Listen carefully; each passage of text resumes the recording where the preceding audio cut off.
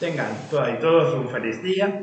Estamos en nuestra tercera videoclase, siempre siguiendo los textos que están contenidos en este cuaderno de cátedra, libro de texto, ¿verdad? Recojo una serie de escritos míos, de ensayos, se titula así, Ensayos de Filosofía Política y Social, ¿verdad? Es un texto de apoyo a los estudiantes que edita la UCA, ¿verdad? En diferentes materias, los profesores que ya vienen desarrollando, digamos, el mismo material, pues terminan publicando sobre el tema y publicando entonces, digamos, sus apuntes de clase. De eso se trata este manual, que en las condiciones de educación a distancia, pues estamos utilizando directamente los archivos, ¿verdad? Ya una vez haya cierta reapertura, pues se va a poder adquirir el libro en librería de la UCA o la distribuidora de publicaciones.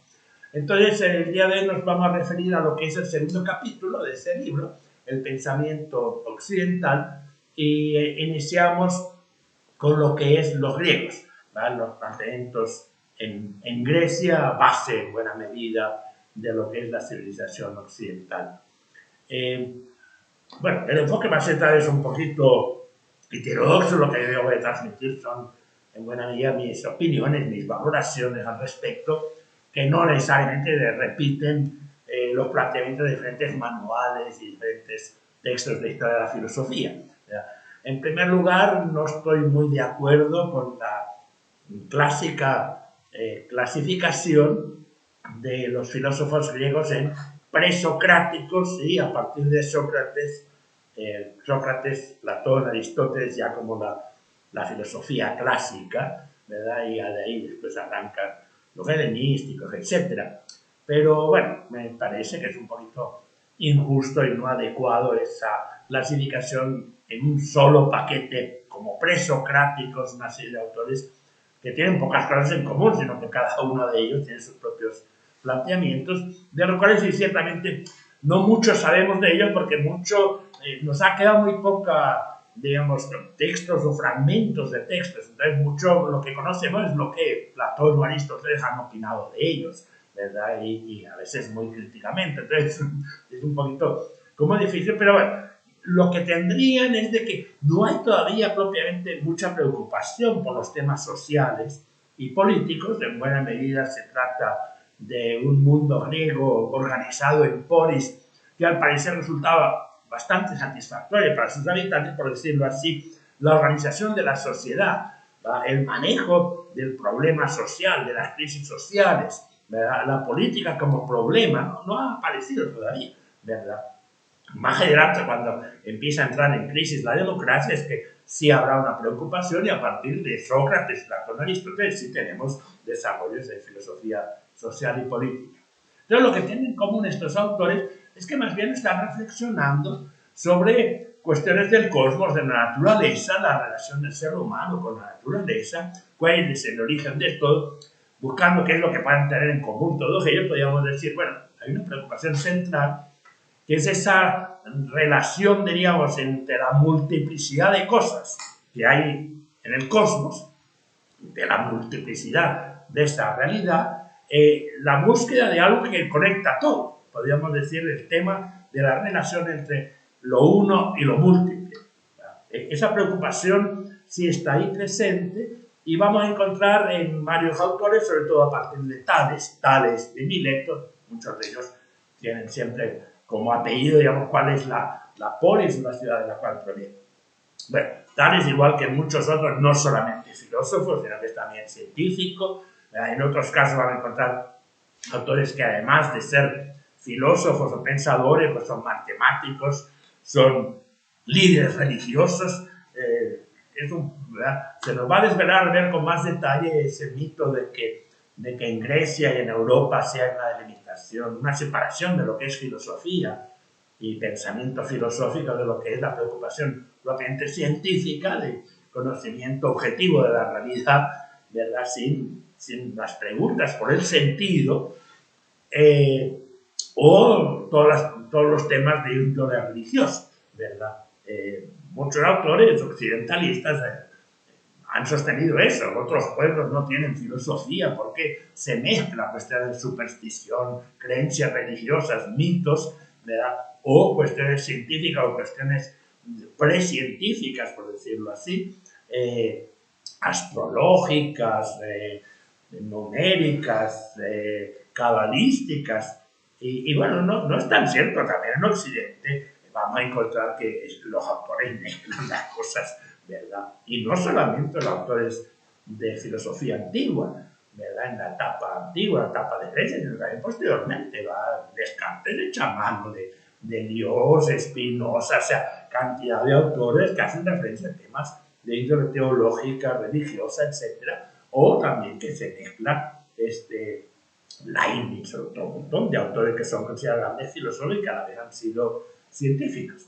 Con el Tales, es un autor con esas características, ¿verdad? Preocupaciones científicas importantes, y filosóficamente plantea la pregunta cuál es el origen de todo, que está pensando sobre todo en el origen de la vida, y está planteando entonces el agua, ¿verdad? La tesis de el agua como el origen de todo. Y un poco en esa búsqueda del arqué, el arqué, lo arqueológico, vendría de eso, de lo originario, pues sucesivos autores que van a diferir en cuál es el elemento al cual le dan la importancia principal. ¿Vale? Y así tenemos como otro autor está poniendo que es el aire, el principio principal del cual se origina todo, ¿verdad?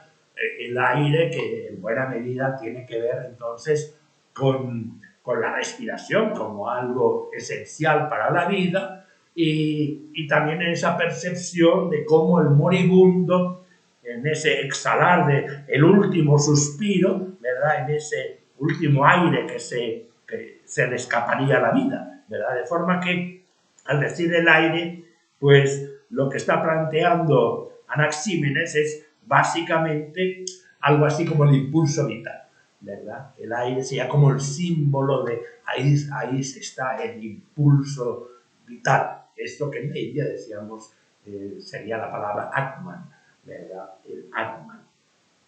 Bueno, con Genófanes está planteando, no va a ser el aire, sino más bien la tierra, ¿verdad? La tierra, y a partir de ahí diferencia entre lo seco y lo húmedo, ¿verdad? Y en definitiva la tierra, el polvo, ¿verdad? Y es algo que después va a recoger el cristianismo, ¿verdad? Polvo somos, ¿verdad? Y en polvo nos convertiremos, ¿verdad? Desde el nacimiento hasta la muerte, va de la cuna a la tumba, ¿verdad? Volver al polvo. Entonces la tierra sería el elemento principal, el elemento originario, ¿verdad? Y por último tenemos a Heráclito, que es un autor más, por lo poco que hemos conocido de él y los pocos fragmentos y lo que se ha dicho de él, más esotérico, más complicado, está planteando el fuego como símbolo de lo que todo lo destruye, el fuego como el consumirse, ¿verdad? Claro, el fuego también representa el calor, ¿verdad? Mientras que el cadáver es frío.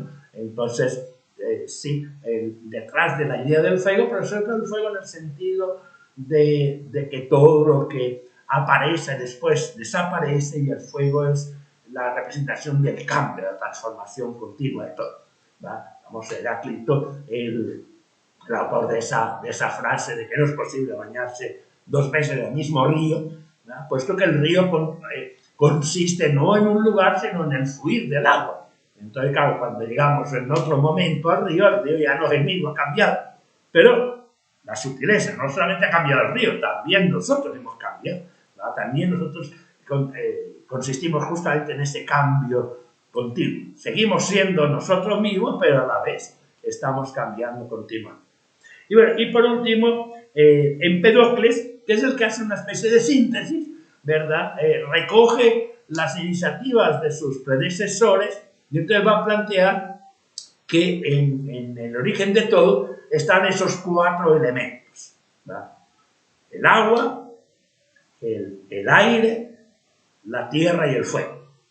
De forma que entonces con Empedocles muy claramente hay una referencia a los 4 elementos básicos que están presentes en el zodíaco griego, ¿verdad? Están presentes en este conocimiento o pensamiento astrológico, ¿verdad? Un pensamiento intuitivo, precientífico, si se quiere supersticioso para algunos, para otros sí hay una base de realidad en eso.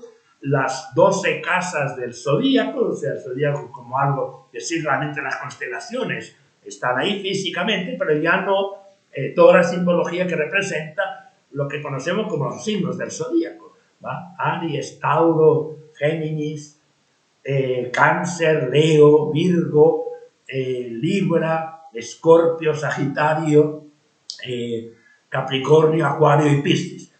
Los 12 signos del zodíaco en la tradición griega y que se ha conservado en la tradición occidental. Bueno, esos signos, cada uno de ellos es de uno, es simbólico uno de esos elementos, ¿verdad? Así que Piscis es agua, Piscis con el cual termina, digamos, nació el mes de marzo, ¿verdad? Después viene aire, Aries, que sería fuego, Tauro, que es tierra, ¿va? Géminis, que es aire, ¿va? Y se va repitiendo, ¿va? En ese mismo orden, ¿va? Agua, fuego, tierra y aire, agua, fuego, tierra y aire, ¿verdad? Entonces está representado simbólicamente eso que está planteando los filósofos de que tiene una correlación con ese pensamiento astrológico y que nos remite nuevamente al pensamiento oriental. Ahí hay también un puente, ¿verdad? Los chinos hablan de 5 elementos, ¿verdad? 5 elementos, no está presente el aire, pero en lugar del aire sí está el fuego, o sea, está la tierra, está el agua, está la madera y está el metal, ¿verdad? Y el caso chino, interesante porque cada uno de ellos origina al otro y también inversamente cada uno de ellos domina a otro, ¿verdad? Si el agua apaga el fuego, entonces el agua domina el fuego, pero el fuego domina al metal, ¿verdad? Es el que lo puede reblandecer, el que se puede trabajar el metal calentando a través del fuego.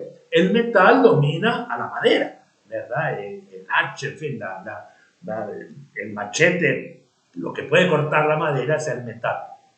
La madera domina la tierra, ¿no? El arado, ¿no? Y las herramientas son básicamente de madera.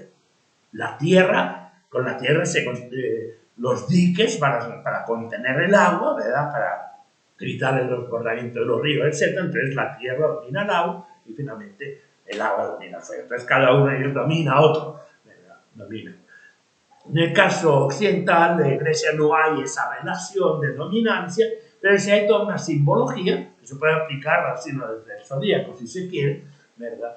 El aire como aquello que no se deja encerrar, que se expande y ocupa todo el espacio, entonces los signos de aire pues serían esos signos más imaginativos, más creativos, ¿verdad? Que no les gusta seguir las normas, que son más rebeldes, etcétera. Mientras que, por ejemplo, los signos de tierra serían mucho más materialistas, más realistas, echan las raíces en el suelo, etcétera, ¿verdad? La tierra.